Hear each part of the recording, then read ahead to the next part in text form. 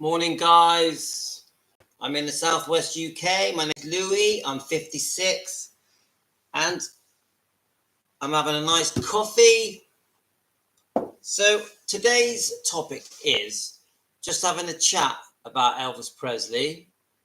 And the question I'm asking you guys out there is, what do you think was the happiest time in Elvis Presley's life? Going from being a very small child right until the day he passed. So I've just posted a video. I'll show you. It's just uploading now. I'll show you the picture of the cover. So it is. Oh, let me just pause it. Otherwise it's gonna. Let's have a look. Actually, let's see if we can get the thumbnail. So here we go. Just good morning to any of you out there, by the way. It's 11:33 a.m. in the UK. So wherever you are in the world, let me know what time it is and where you are. Right, so the video I've just posted, just have a look. It's not been uploaded yet. It's still uploading. And it's Elvis Presley's homes before fame. And I've had to do it in about 10 parts because the video is too long. So what I've done is, see if we can go a bit better. Look at this. It's hard to get in the right angle. So what I've had to do, because it's such a long video, I'm going to break it down. It's one of my live feeds, and I've shortened it and broke it down. I've added some videos and pictures. And that video initially was, hiya there. Is that New Zealand? And it's 10:33 p.m. and it's Rywin Baker. Hi, Rywin. My name's Louis. Nice to meet you. So the video I posted, it started off that it was just going to be a video of Elvis, his first home. Let's get the address of it again, because I know it's on Sotillo Road. Let's get the address. So Elvis first home. I'm going to get the address. First home address. I do know this, but I've forgotten it.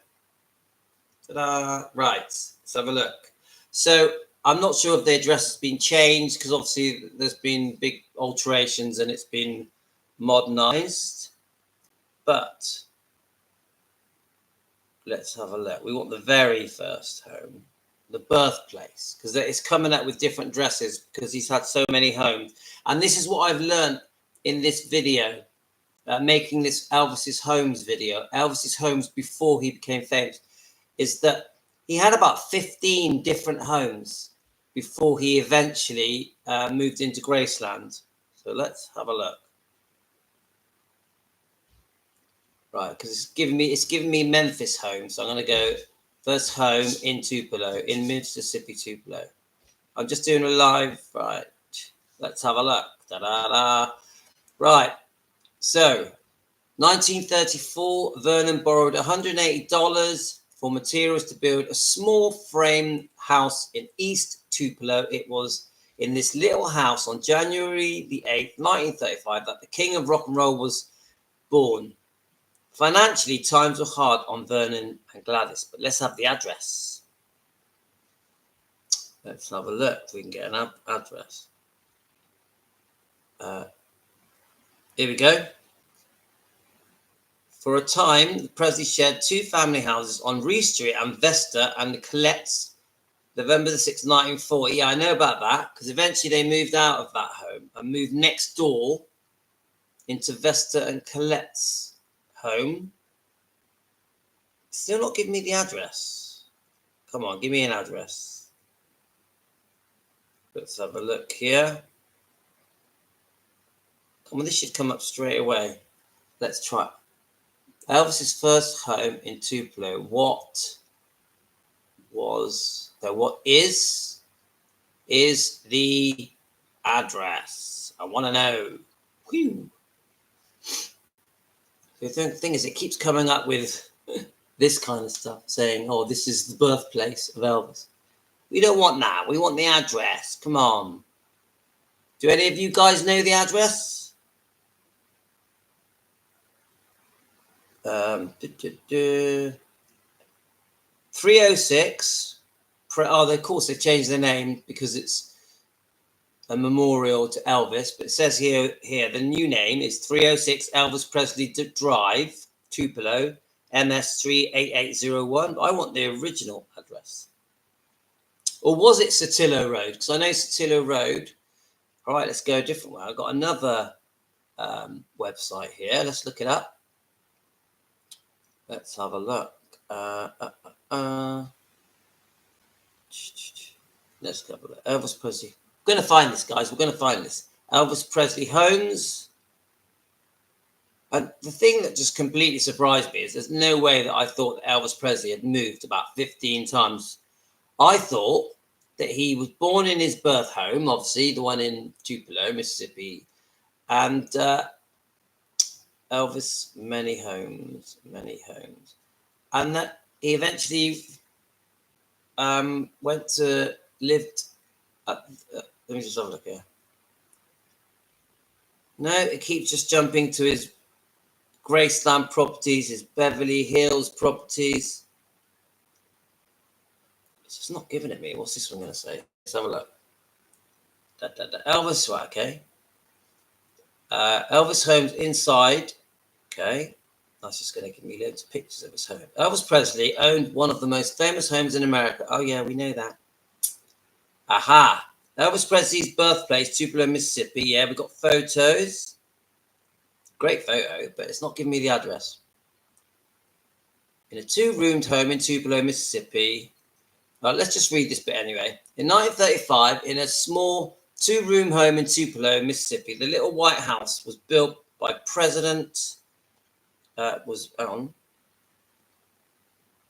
built by Presley's father, Vernon, with the help of his grandfather and uncle. The family only lived in this home for 3 years before it was repossessed and they were forced to move.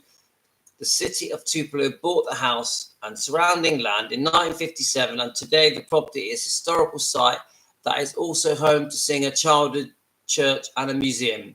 To the singer's childhood church and a museum, yes, which one day I'd love to go to. And then everyone just thinks that he just automatically from there moved to Lauderdale Courts, but that didn't happen. They had many moves. And they went through a lot of changes. Let me just read this bit. Presley's family lived in Tupelo until he was 13, at which point they moved to Memphis. Even that, it just gives you the impression that he was in that same house till he was 13, and he wasn't. They had many apartments. After briefly living in homes on Washington Street and Poplar Avenue, the family moved into an apartment in Lauderdale Court. So that's not true because he had many moves before he got to Lauderdale Court and stayed there until 1953. The Georgian Revival Style Complex was built in 1936 and one of the first federal housing projects in the United States. The Presleys lived there until 1953, and the apartment is available for overnight stays and open for tours during the singer's birth and death weeks each year. Yeah, and I've seen that. So anyway, I'm not going to get the address of the first property, but the point of this video today, this live feed, is what do you think was Elvis's happiest time? See, when I've been going through all these different homes that he lived in and different friendships he had, different areas he was in, and obviously the Shake Rag friendships he had, I started saying to myself, so we know about Elvis's highs, you know, obviously becoming famous and then going to the army and then coming out of the army, doing the Frank Sinatra Coming Home special, and then making GI Blues. And then he's got this long period of making 2 or 3 movies a year. Then he goes to the 68 comeback special, and he's still making movies in 68 and 69. He made 3 movies each year. So then after this massive success, and he finishes off the movies because of the movie contracts, he then, there's many stories on this, but the Las Vegas deal comes up, whether it was Colonel Tom Parker's idea. Obviously, you see the footage of Elvis signing the contract outside the giant unbuilt hotel in Las Vegas, the Hilton, that he was going to perform in around 69. So then you have that massive high there where he has this amazing, successful comeback again after the 68 special. And then you have the success of Las Vegas, which he absolutely adores. But whilst that's going on, there's serious marital problems with Priscilla and him, and they're both being unfaithful. And then you've got this period where he just gets fed up. I would say after 73, he gets completely fed up with the concerts in Vegas. And then I think that the prescribed medication and the overeating and the unhappiness and the depression takes a hold of him. And then you get this period where you feel that after 74, he's just, how can I say, just getting by, just trying to pay the bills. He loves his fans, so he's going to all the concerts. He does, obviously, performing is the thing, is great love in life. But you just see a decline then, sort of 74, when he meets. So you've got, after the divorce, 73, he quickly meets Linda Thomas, whatever. And that lasts a few years. And then in his last year, he meets Ginger Oldham, which lasts about 8 months. And we know that she found him dead. Now, my question to you guys is, starting from the beginning, working all the way through to the day Elvis passed, when do you think he was happiest? Because when I read about his childhood with Gladys and Vernon and his humble homes that he had in and around Tupelo, and he had some great friendships, and he would hang out at the cinema with his friends from the Shake Rag areas. I see a child that had a very happy time as a child, but then obviously you got this trauma that is an earthquake for their family when Vernon Presley forges a check. There's other people involved, and then he gets given a 3-year jail sentence. And so suddenly there's this earthquake that happens, and obviously all of a sudden there's hardly any income for the family to live and to feed and to have a home. So then obviously she needs help. And then Elvis and Gladys just really bonded through this period, not really knowing how long Vernon was going to be in prison. I think some petitions were done, and behind the scenes things went on to try and get Vernon out of prison. And I think he eventually only did 8 months. But then you've got the stories of when they bought him his first bike, I think in 8th grade. You've got that famous picture that was accidentally taken outside the drugstore by a woman that had one more shot left on her camera film, and she was taking it in to get developed, and she wanted to use up that last picture. And Elvis was outside the shop on his bike, and she took a quick picture of him, not ever knowing that he was going to be the most famous person in the world. And then years later, she finds that picture and can't believe her eyes, and then eventually hands the picture back to the Presley family. So what I'm saying is that, so you got that period, so I'm guessing he's 12, 13, and all the friendships he had, so 10, 11, 12, 13, 14, there was a few school changes. I'm not going to find them now. And then you've got him. He was an usher for a while in a cinema. And obviously the jobs we know about was Crown Electrics, and he was driving a truck, but he also wanted to work for them as an electrician, I think, because it was a well-paid job. And then whilst this is going on, he goes into Sun Records, which I think had a different name when he went in. You know about this. I think it might have been called Memphis Records. Might have been. I'm not sure. And then the rest is history. We all know what happens with Sam Phillips and him becoming a world phenomenon. By 56, He'd made a couple of films, and then you got this whirlwind of being drafted. I think everyone had to register for the draft in those days. So he goes into he does his basic training, and then he's off to Germany. And then obviously we know he made a lot of friends. He was really accepted in the army. He just wanted to be like everyone else. And he eventually did become a sergeant. So then the friendship where he's introduced to Priscilla, and I think part of the reason he liked her was because she was an American in Germany, and that stood out to him. And we know she was very young, too young, we know that. But in the 50s, it was not unusual for older men to date younger girls. It's actually very common. And the men in the 50s wanted their women innocent. And I know that now in 2024, that's not accepted, but in the 50s, it wasn't unusual to marry a 16-year-old.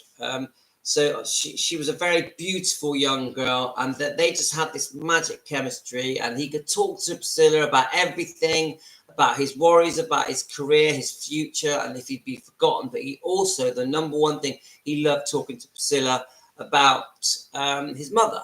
And obviously she'd only been passed away for I think around a year when he met her. Am I right about this? So, and then we go on. I've just said this earlier. After having a really good time and quite a tough time in the way of how hard it was in the army, he really did feel like he had done his duty. So when it was time for him to come out of the army, we know that Nancy Sinatra's there, and she has a gift for him from Frank Sinatra, which I think was a silk shirt, a white silk shirt.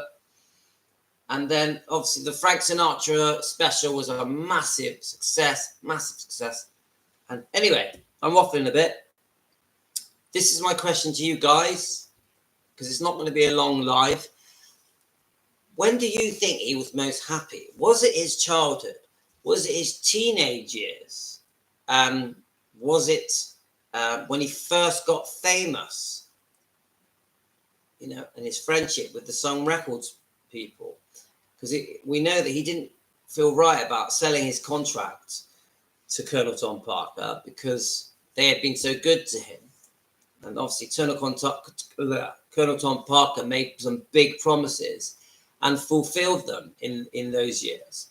He obviously signed them with RCA Victor and got the movie deals and just put him into a different league.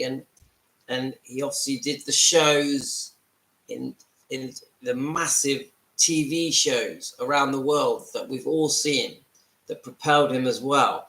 And what I'm saying is, was that his happy time? Or was he happier in the army? Or was he happier when he finally did go back to Gracelands or in his other homes, his other home that he had? Was his happiest time when he married Priscilla? Was his happiest time when Priscilla and Elvis were courting when she moved to America to stay with him? Was his happiest time after they divorced, which I don't think so? Was his happiest time when he was with Linda Thompson? Because I've heard they were together for 4 years, and the first year they were together every day. Was his happiest time when he did the 68 comeback special? I think that might have been one of his best times. Obviously, we all know he was very, very nervous, but he really did pull that off. Or was his happiest time the early years in Vegas doing those amazing concerts that many celebrities would go and watch him? And there was a few years later when he became good friends with Tom Jones. That period, they would holiday in Hawaii, etc. And I would say his unhappiest time was probably, I would say 75, 76, obviously 77. But then again, we do get stories from Ginger Alden, who says that he was actually quite happy and that he had been losing weight and getting ready for his forthcoming tour, and was optimistic about it and looking forward to it. You see, so this is right in 1977, only months before he died. They're saying that he was getting ready and looking forward to things. So that's it. So that's my question to you guys. I hope you have a good day. Thanks for listening to me. I hope you enjoyed my video I just posted about, it's the part 1 of, it's going to go all the way through the different homes that Elvis lived in from birth right until he moves into Memphis. And I think you will have a surprise just how many there were. But it's such a long video. It's like 40 minutes long. So I'm going to do it in 5-minute sections and introduce some pictures and videos to make it a bit more interesting, with other than just you guys listening to me waffle. Thanks, guys. Peace out. All the best to you. Have a great day. And if you're just waking up watching this, peace out. And thank you, Rowan Baker. Thank you. I'll give you a wave.